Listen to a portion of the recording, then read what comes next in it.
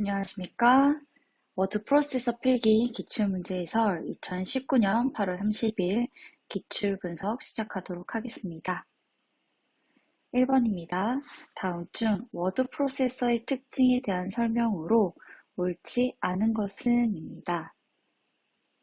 정답은 2번이 되겠습니다. 워드 프로세서는 작성한 문서를 다른 응용 프로그램에서 불러와 편집할 수 있다.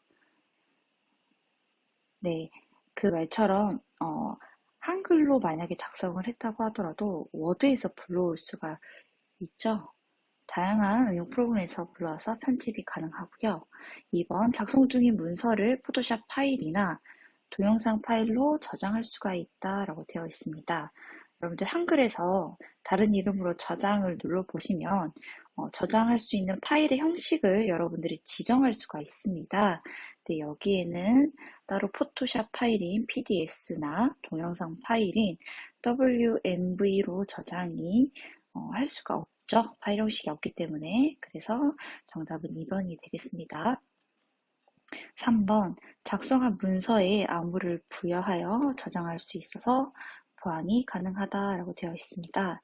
네, 여러분들이 파일 저장할 때 암호를 지정을 하시면 보안 유지가 가능하게 되죠. 그래서 저장하실 때 암호를 잠금을 거시면 가능합니다. 4번, 작성한 문서를 메일, 팩시밀리, 모바일 등을 이용하여 쉽게 전송할 수 있다.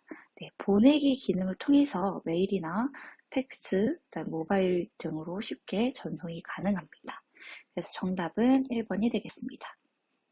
자, 2번, 다음 중 워드 프로세서에서 문서를 작성할 때 금칙 처리에 관한 설명으로 옳은 것은 입니다.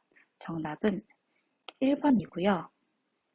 특정한 기호가 행의 마지막 또는 행의 처음에 나타나지 않도록 하는 것이다 라고 되어 있습니다. 이거는 금칙 처리라고 하는 건데요. 금칙 처리가 무엇이냐면 만약에 여러분들이 문서를 작성할 때 실수할 것을 대비해서 이제 문서에 들어가서는 안 될 것들을 미리 만들어 놓은 것을 바로 금칙 처리라고 합니다. 이 금칙 처리에는 행두 금칙 문자와 행말 금칙 문자로 나누어지는데요. 행두는 이제 행의 처음에 올 수 없는 문자나 기호들입니다. 예를 들어 괄호들 중에서도 이런 괄호들은 마지막에 와야 되는 가로들이죠. 그래서 또는 문장을 작성을 할 때 맨 먼저 물음표나 느낌표가 와서는 안 되죠. 또는 이런 기호들. 앞에는 올 수 없는 문자나 기호들이 대표적으로 이런 것들이 있고요. 행말 금칙 문자는 행의 마지막에 올 수 없는 문자나 기호들입니다. 그러면 행두 금칙 문자 반대의 개념이 되겠죠. 그래서 마지막에는 이러한 형태의 문자들은 올 수 없겠죠. 네, 이렇게 간단히 이해를 하시면 되겠고요.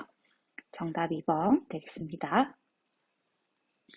3번입니다. 다음 중 워드 프로세서에서 인쇄 기능에 관한 설명으로 옳지 않은 것은 정답은 4번이 되겠습니다.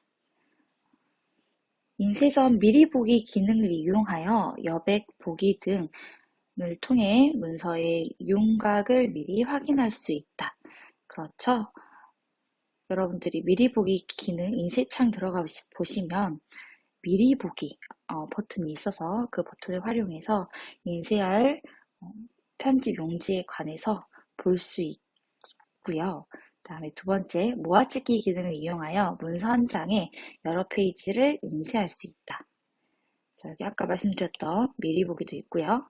모아찍기라는 기능을 활용을 하시면 여기 옆에 미리 보기 형태에 나와 있죠. 이렇게 한 면에 두 페이지의 내용을 담을 수가 있습니다. 네. 3번, 그림 워터마크와 글씨 워터마크를 설정하여 인쇄할 수 있다라고 되어 있습니다. 이제 워터마크 같은 경우는 인쇄에서 이제 설정에 들어가 보시면 이렇게 속성창이 뜨는데요. 이 속성창 중에서 페이지 설정 두 번째에 있는 탭에 가보시면 이렇게 워크시트, 워터마크가 있습니다. 그래서 워터마크란 이렇게 표시되어 있는 내용 있죠. 그래서 워터마크는 뭐 기밀, 극비, 뭐 복사 금지 이러한 글자를 넣을 수도 있고, 또한 보기처럼 마크, 그림으로 된 마크를 넣어서 인쇄를 설정할 수도 있습니다. 정답 4번 파일로 인쇄하면 확장자가 HWP 또는 DOC인 파일로 저장된다 라고 되어 있습니다. HWP는 당연히 한글에 관련된 확장자겠고요. DOC는 워드, MS 워드에 관한 확장자죠. 파일을 인쇄할 때의 확장자는 PRN의 확장자가 되겠습니다. 그래서 정답 4번이 되겠습니다. 자, 4번. 다음 중 워드 프로세서의 메일 머지 기능에 관한 설명으로 옳지 않은 것은입니다. 일단 메일 머지가 뭔지를 여러분들이 아셔야겠죠? 이제 한글에 있는 기능 중 하나인데요. 이제 메일 머지라는 것은 이렇게 메일 머지 만들기 창에 가서 여러분들이 만드실 수가 있습니다. 자, 메일 머지가 무엇이냐? 초대장, 안내장처럼 문서의 내용은 동일합니다. 하지만 여러 수신인들한테 보내야겠죠. 초대장이나 안내장 같은 경우는요. 내용은 동일하지만 보내는 사람의 이름 또는 주소, 연락처와 같은 일부분만 내용이 다를 경우, 이럴 때 메일머지라는 기능을 활용을 합니다. 그래서 내용에 들어갈 내용 데이터와 내용 파일과 그다음에 수신인들에 관한 데이터 파일을 각각 만들어서 별도의 파일로 작성해서 이거를 합치는 기능이 바로 메일머지이고요. 데이터 파일은 이제 한글, MS 워드, 텍스트, 엑셀, 액세스 등을 통해서 만들 수가 있습니다. 자, 1번 보도록 하겠습니다. 메일머지를 수행하기 위해서는 데이터 파일과 서식 파일이 필요하다. 맞죠? 2번 데이터 파일은 서식 파일에 대입될 개인별 이름이나 주소 등을 담고 있는 파일이다. 맞습니다. 3번 서식 파일은 메일머지 되어 나올 내용에서 공통적으로 들어갈 본문 내용을 기재한 파일이다. 맞고요. 마지막 정답 4번 되겠습니다. 메일머지에 쓸 수 있는 서식 파일에는 윈도우의 주소록과 아웃룩 주소록, 한글 파일, 엑셀 파일 등이 있다. 밑에 선생님이 세 번째 짝대기 보시면 데이터 파일이라고 되어 있죠. 서식 파일이 아니라 데이터 파일이 되겠습니다. 5번 다음 중 맞춤법 검사에 대한 설명으로 옳은 것은입니다. 맞춤법 검사 저번 기출 문제에서도 출제가 됐었죠. 자, 정답은 2번이 되겠습니다. 1번 수식과 화학식도 맞춤법 검사를 할 수 있다. 저번 기출에도 이거는 불가하다라고 나왔었었죠. 2번 자주 틀리는 단어는 자동으로 수정되도록 지정할 수 있다. 맞습니다.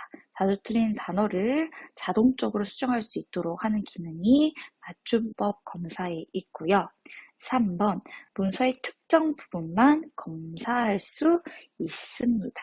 그래서 특정 부분을 어떻게 설정을 하냐면 이제 블록 설정을 하시면 그 블록 설정한 부분만 맞춤법 검사를 할 수가 있고요. 4번 맞춤법 외에 문법적인 오류 당연히 고칠 수 있습니다. 그래서 정답 2번 되겠습니다.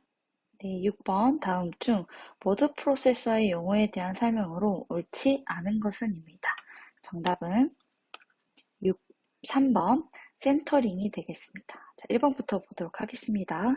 옵션 어떤 기능에 대한 지시를 부여하거나 지시할 때 선택할 수 있는 항목을 말한다.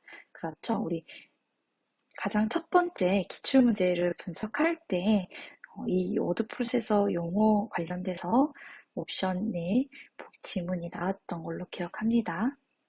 2번 마진 문서의 균형을 위해 비워두는 페이지의 상하, 좌우 여백 공백을 우리는 마진이라고 했고요. 3번 센터링, 문서의 중심을 비우고 문서의 내용을 정렬하는 기능이다 라고 했습니다. 센터는 중심, 가운데란 뜻이잖아요. 센터링은 문서의 내용을 가운데로 정렬하는 기능입니다. 그래서 중심을 비웠다라는 설명이 당연히 틀린 답이 되겠죠. 4번 캡션, 문서에 포함된 표나 그림에 붙이는 제목 또는 설명이다 라고 되어 있습니다. 혹시 여러분들이 표 위에 조그맣게 단위가 설명되어 있는 걸 혹시 보신 적 있으실까요? 학생 수를 나타낸다, 사람의 인구 수를 나타낸다 라고 할 때 표 안에는 숫자만 적혀 있고 표 오른쪽 위 또는 오른쪽 아래에 보시면 양가로해서 단위 명 또는 돈의 단위다라고 하면 단위 1,000원 이런 식으로 세부적인 추가된 내용에 대한 설명이 붙어 있는 부분이 바로 캡션입니다. 이 캡션 기능은 워드 프로세서 실기를 준비할 때 여러분들이 어떻게 이 캡션 기능을 추가를 하고 수정을 하는지에 대해서 배우실 겁니다. 네. 자, 7번. 다음 중 워드 프로세서의 정렬 기능에 대한 설명으로 옳지 않은 것은입니다. 정답은 1번이고요. 여기서 조금 같은 단어로 조금 장난을 쳐놓은 문제인데요. 정렬, 얼라인이라는 이 정렬은요, 문서의 균형을 맞추기 위해 일정한 위치 기준으로 문장을 배열하는 기능입니다. 쉽게 보통 우리 제목은 가운데 정렬을 쓰죠. 그리고 본문은 그냥 양쪽 정렬을 쓸 겁니다. 또는 이름이나 이런 것들은 오른쪽 정렬을 보통 많이 쓰죠. 이런 것처럼 왼쪽, 오른쪽, 양쪽, 가운데 정렬을 하는 것이 얼라인이라는 정렬을 말하는 거고요. 보기 1번에서 말하는 문서 내용을 가나다 혹은 1, 2, 3 형태로 크기 순서에 따라 나열하는 것이다. 즉 학생의 이름을 기억, 니은, 디귿 순으로 정렬하거나 또는 그 반대로 정렬하는 것. 즉 쉽게 말하면 오름차순, 내림차순이라고도 하죠. 이렇게 정렬하는 것은 솔트라고 합니다. 솔트. 네. 솔트와 관련된 정렬입니다. 이 부분은 이제 엑셀, 즉 스프레드시트를 하실 때 이 정렬에 대해서 여러분들이 더 깊게 배우실 수 있고요. 1번에 관해서는 우리가 아는 문제에서 나온 얼라인이라는 정렬이 아니라 솔트라는 정렬을 뜻한다. 그래서 정답 1번이 되겠습니다.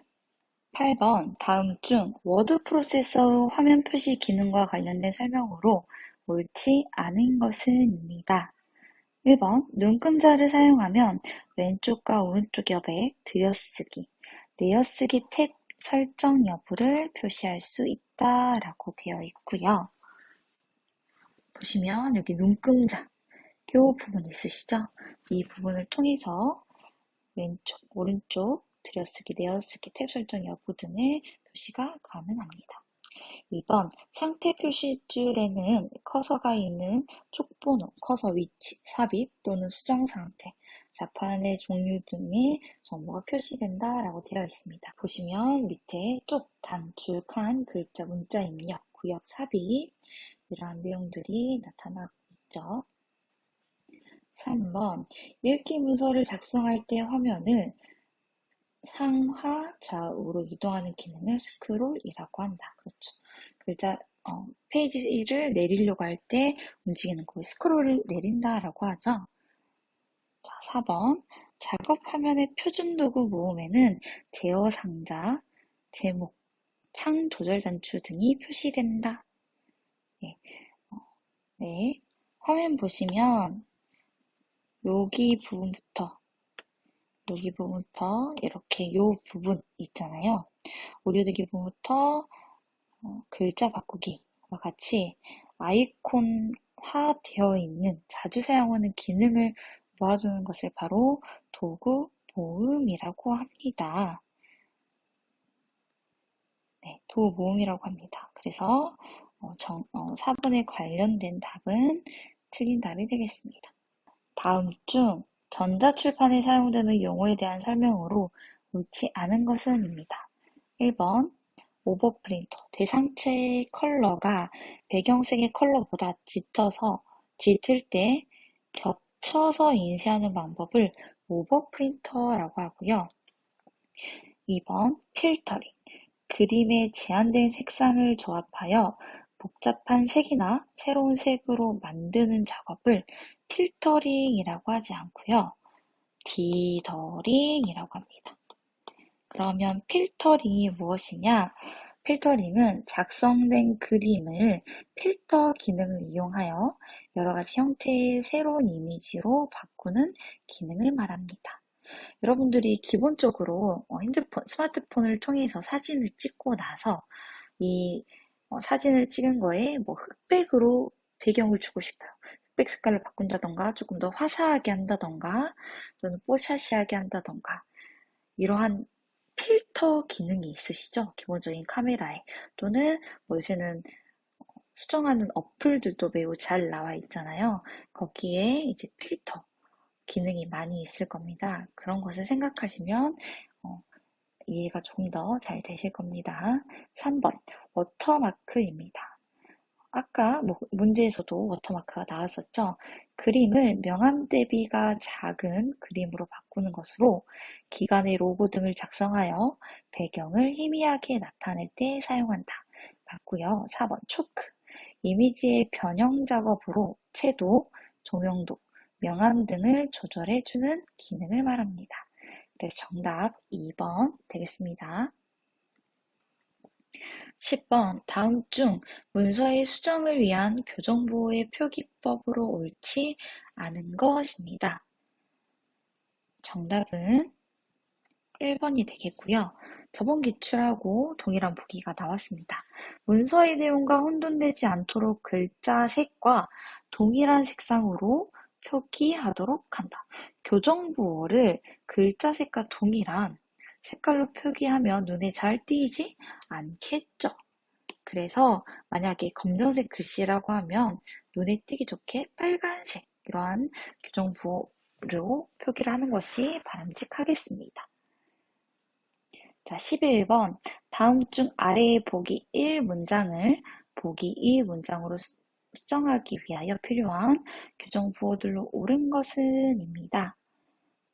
네, 보기 1과 보기 2가 저번 기출과 똑같이 나왔죠. 그래서 여러분들이 기출 분석을 하시는 게 정말 시험 합격에 빠른 지름길입니다. 자, 삶은 인생으로 바꿔야 되겠죠. 그래서 수정하기. 그래서 삶은 인생은 이라는 글자로 바꿔야겠죠. 그래서 내용 바꾸기. 언제나 스스로 부딪혀 경험하고 도전하는 모든 이라는 글자가 빠졌습니다. 그래서 삭제하기 기능이 들어가야겠고요. 교정부호가 들어가야겠고요. 사람에게 더 큰 이라는 글자가 지금 삽입이 되었죠. 그래서 큰 이라는 글자를 삽입하기 위해서 정답은 2번이 되겠습니다. 12번 다음 중 문서의 폐기에 관한 설명으로 가장 옳지 않은 것은 입니다. 정답은 4번이 되겠습니다. 1번 보존기간이 경과한 문서는 즉시 폐기 처분한다. 그렇죠. 굳이 보관기간이 지났는데도 갖고 있을 필요는 없겠죠. 2번 비밀 문서는 반드시 문서 세단기를 이용하거나 폐기 전문 업체를 이용한다. 학교에서도 개인정보가 담긴, 특히 개인정보가 담긴 것들은 반드시 파쇄기를 통해서 파쇄를 합니다. 3번 문서를 폐기할 때는 보존문서 기록대장에 폐기 사실을 기입하고 폐기인을 날인한다.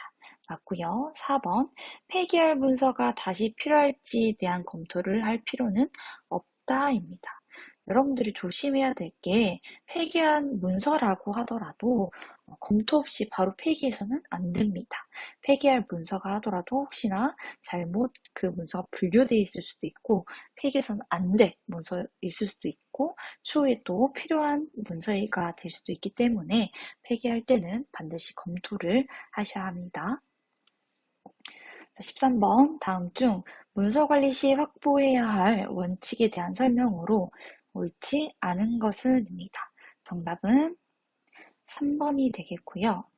가능한 한 문서를 옮겨 적거나 세밀하게 기재하고 문서의 경우처는 최대한 모두 경유하게 한다? 아니죠.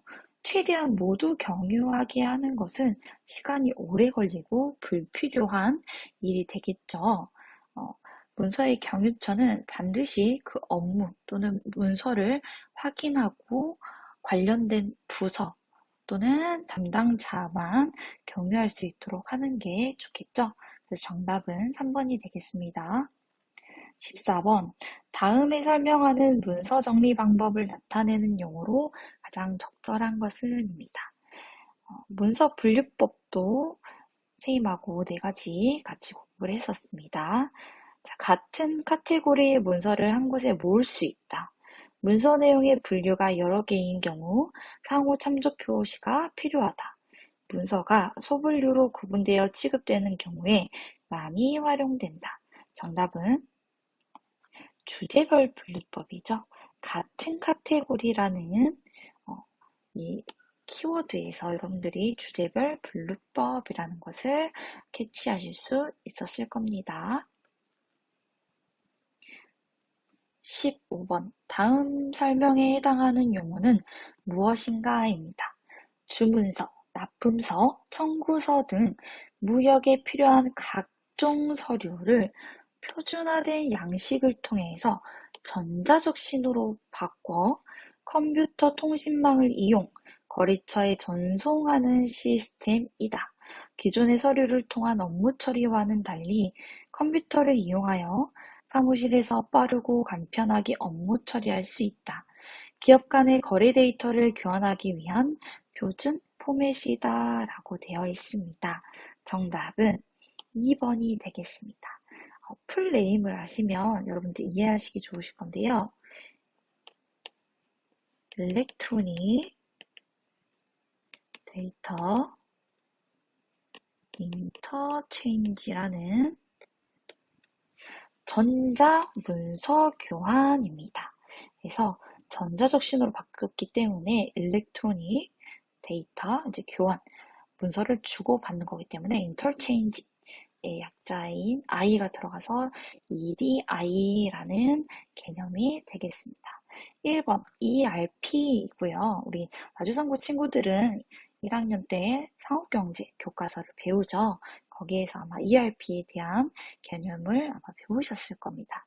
또는 여러분들이 준비하시는 자격증, ERP 회계란 자격증이 있으시죠? 그래서 ERP가 전사적 자원관리 시스템이라는 것을 모두 알고 계실 거고요. 기업 내 생산, 재무, 회계, 영업, 마케팅 이러한 모든 활동 프로세서들을 연계해서 관리해주고 기업 간에 발생하는 정보들을 서로 공유해서 빠른 의사결정을 도와주는 게 바로 ERP이죠. 자, 3번의 EDMS는 전자문서 관리 시스템을 말합니다. 그래서 다양한 형태의 문서와 자료, 작성, 보관, 폐기 이러한 것들을 전자적으로 통합 관리하기 위한 시스템을 말하고요. 4번 CALS는 기업 정보화 시스템, 그래서 기업과 또는 국제 간에 공유하는 시스템을 말합니다. 정답은 2번 되겠습니다. 16번 다음 중 공문서의 기한에 대한 설명으로 옳지 않은 것은입니다. 3번 행정기관 명칭이 행정기관명을 표시할 때 다른 행정기관명과 동일한 경우 바로 아래 하급 기관명을 함께 표시할 수 있다라고 되어 있는데요. 하급 기간을 하는 것이 아니라 상급 기간을 같이 표시해야 합니다. 1번부터 보도록 하겠습니다. 기한 문서는 전자문서로 하는 것을 원칙으로 한다. 그렇죠. 요새는 거의 다 컴퓨터상으로 문서를 작업하기 때문에 보통 기한 문서는 전자문서로 작성을 합니다. 2번, 각종 증명 발급이나 회의록 등의 발의자와 보고자의 표시는 생략할 수 있다. 맞고요. 4번, 수신자가 없는 내부결제 문서인 경우 수신란에는 내부결제로 표시한다. 그렇죠. 따로 다른 관련된 기관이나 다른 업체로 보낼 수신자가 없다라고 하면 말 그대로 회사 내에서 처리되는 문서가 되겠죠. 그래서 내부 결제란 문구를 씁니다. 17번 다음 중 글자 모양에 대한 설명으로 옳지 않은 것은 입니다. 정답은 1번이 되겠고요. 이것 또한 저번 기출문제에서 선생님과 같이 했던 문제죠. 글꼴 구현 방식이요. 글꼴 구현 방식이 크게 두 가지였습니다. 기억하실까요? 크게 두 가지 무엇이었냐면 아웃라인과 피트맵이 있었습니다. 그래서 이 아웃라인에 트루 타입, 벡터, 오픈 타입, 포스트 스크립트 이렇게가 있었죠. 그래서 아웃라인 글꼴에는 비트맵이 들어간 것이 틀린 내용이 되겠죠. 정답은 1번이 되겠습니다. 18번 다음 사회 문서 구성에 대한 설명 중 두문에 해당하지 않는 것은 입니다. 1번 제목은 문서 내용을 파악할 수 있도록 본문 내용을 간추려 표시한다. 내용은 맞습니다.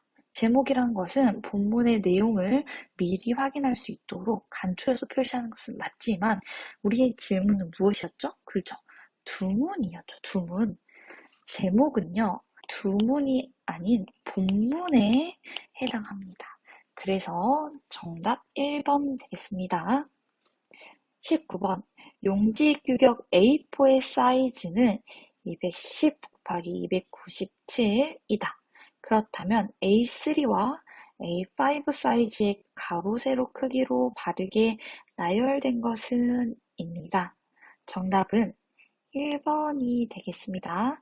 297, 420, A5는 148, 210입니다. 그래서 여러분들이 이거를 숫자를 토시 하나 틀리지 않고 외우기는 어렵겠지만 자주 297로 시작하지 라는 정도는 기억을 해주시면 좋겠습니다.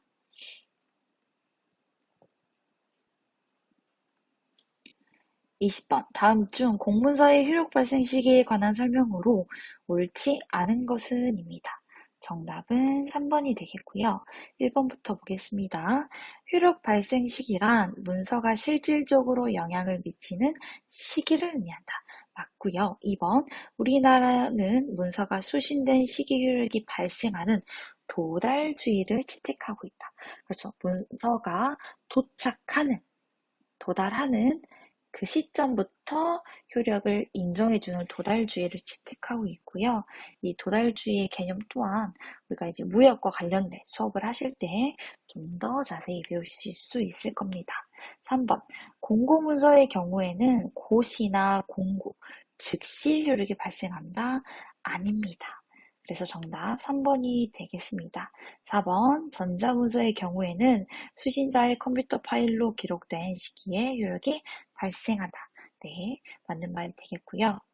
1과목 여기까지입니다. 수고하셨습니다.